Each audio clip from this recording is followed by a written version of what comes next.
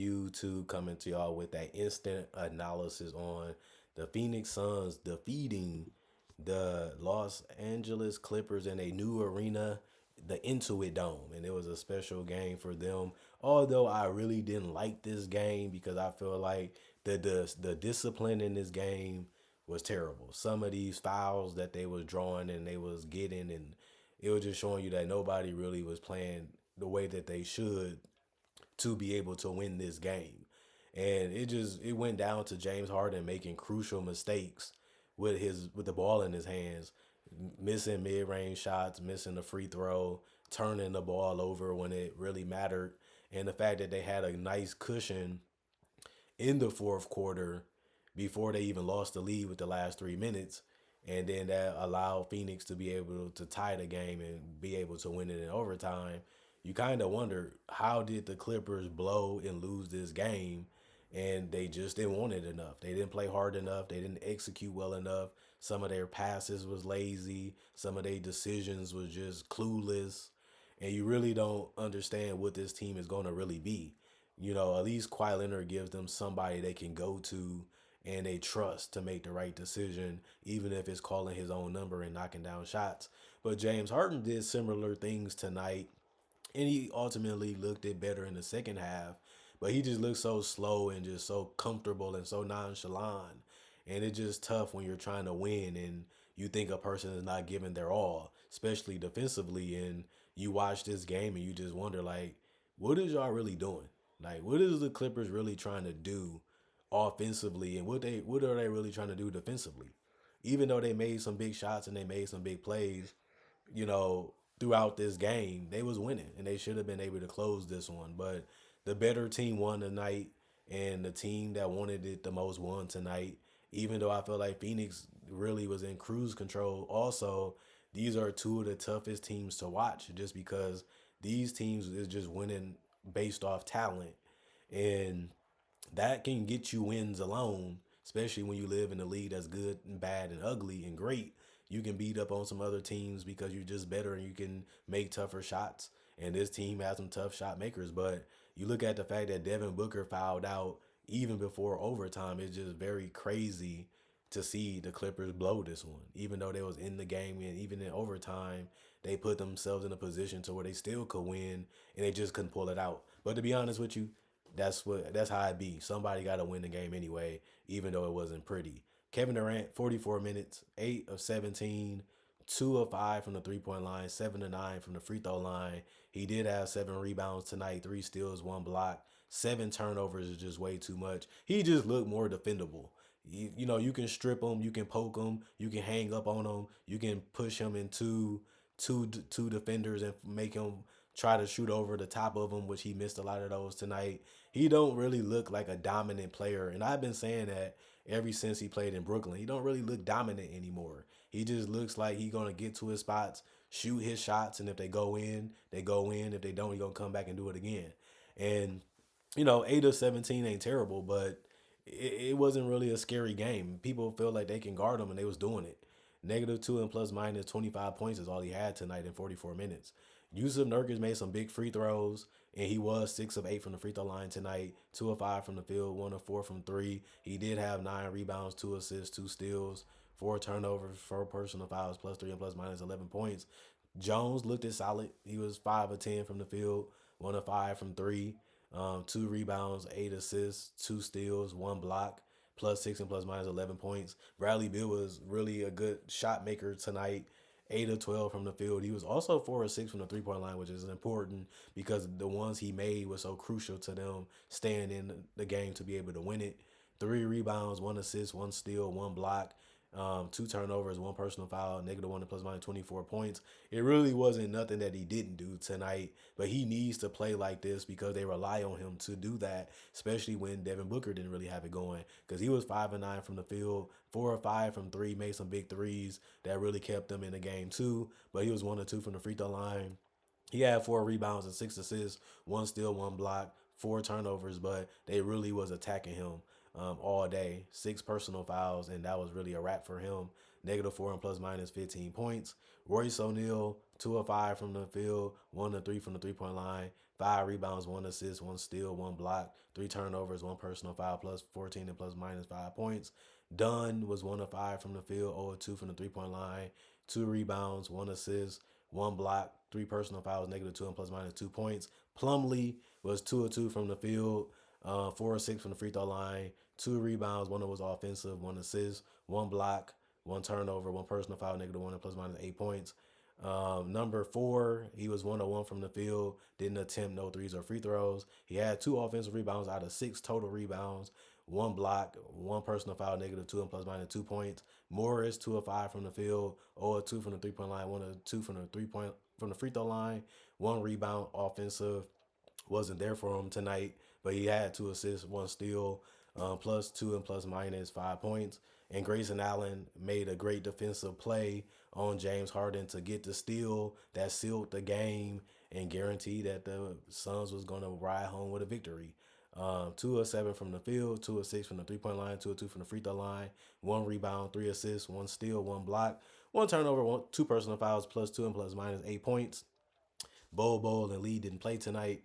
38 of 78, 48% from the field, 15 to 38, 39% from 3, 25 or 34, 73% from the free throw line, 42 rebounds, 25 assists, 12 steals, 9 blocks, 22 turnovers, 23 personal fouls, and that was enough to get it done. But the Clippers, this was a team that was winning and finding ways to stay in this game, was able to build the lead even in the fourth quarter, and they ended up just collapsing just down the stretch of overtime in the fourth quarter. Derrick Jones Jr. did hit a huge 3, but it really don't matter if you don't bring home the victory. 12 points, plus 1 and plus minus, 4 personal fouls, 2 turnovers, 2 steals, 1 assist, 4 rebounds, 2 of 2 from the 3-point line, 5 of 6 from the field. Zubac was 8 of 13 from the field. He did make some free throws, 5 of 8. He had 9 rebounds, 1 was offensive out of the total, 3 assists, 3 turnovers, 6 personal fouls. He fouled out, plus 1 and plus minus 21 points. James Harden had a tough first half, was able to pick it up in the second half, but he was one of the biggest reasons why they couldn't get the victory. 40 minutes is what he played, 10 of 28 from the field, 2 of 9 from 3. Some of them was rushed, some of them was forced. 7 of 9 from the free throw line, 12 rebounds. He had 3 of them that was offensive.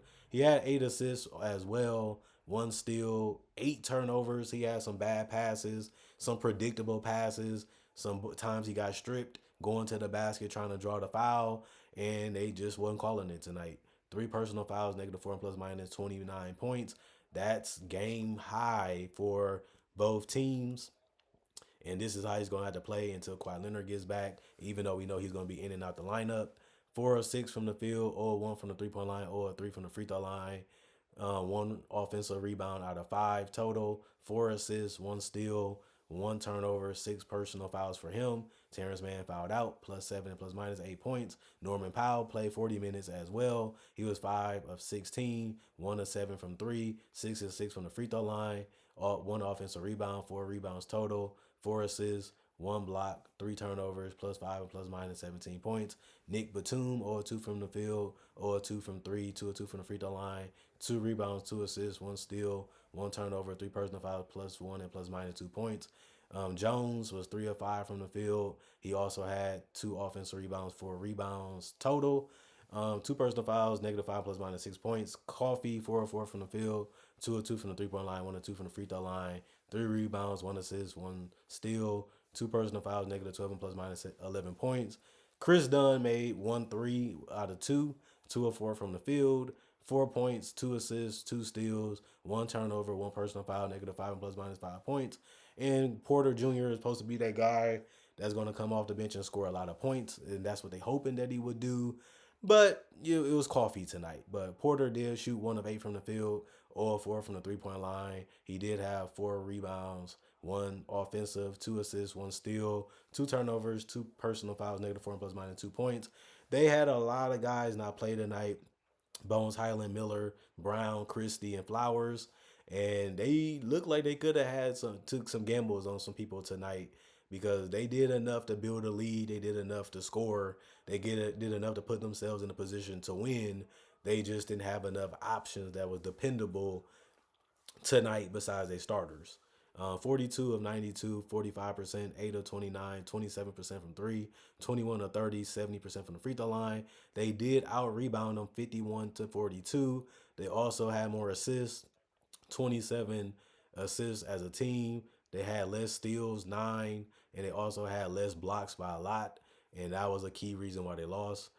21 turnovers, and they had 29 personal fouls. That was a big difference too. But you kind of have to play that way. You can't guard people straight up because you want them to earn it instead of giving them the option to just make it anyway. So this game, we just know that Kevin Durant and James Harden ain't finished. They still going to be great players. They still going to be some of the best players in the league, and they showed that tonight. We're just going to see if they can stay healthy for the most part. That's been a little bit of a problem. The nagging injuries of the wear and tear of the regular season. Tyus Jones looks good for the most part. They still go a lot of isolation. They still do like to score that type of way for the most part, but at least he gets them some speed bumps where he comes up, bringing up the ball, trying to make the quick decision, the quick pass that can lead them to easy offense, early offense, and it's something that they did need, so they didn't have to work as hard to score a lot of points, which they usually do in Phoenix. If you haven't been watching their games, I can just tell you that because I just got done watching a bunch of them preseason, summer league, and even last year and the 2 years before that, and even this year for preseason in this game. So this team is going to be a team that you have to literally fight and keep position without fouling because they're great free throw shooters too, and you don't want to put them on the free throw line because they can make and ones. But that's why they won 51 games last year because they have a lot of talent. They have some unstoppable players, especially when screens are involved. If you can play hard and fight through them and guard them straight up and make it contested or put them into another defender, that's the best shot you got at winning. They did that tonight. It just didn't go their way because they blew it. And all I can say about the Clippers is you're going to have a lot of games like this where Harden's going to do the best he can. You need guys to make shots. You need guys to step up when it matters most. He's going to be able to carry y'all for the most part, but he's just not that same offensive player that he used to be. And honestly, he shouldn't be because he's older now. So just expect the numbers to be there, the efficiency not that particular be there. Turnovers are going to happen, bad shots going to happen, forced shots is going to happen, and that do give your your opposing team a chance to be able to come back in the game. And Phoenix basically proved that because if you're turning over the ball and you're missing shots, especially shots that leads to transition, that allows us to get confidence and allow us to get back in the game. And now we just got to make a couple shots to build a lead because Harden is just doing the best he can, and they just don't have enough weapons. Some of these guys don't even want to shoot the ball. It seems like even when they get the ball, they rather just give it back to Harden and let him figure it out. And that's not a winning recipe in 2024 with James Harden on your team. Other than that, comment, like, subscribe, share, hit the analysis bell, the notification bell for more analysis.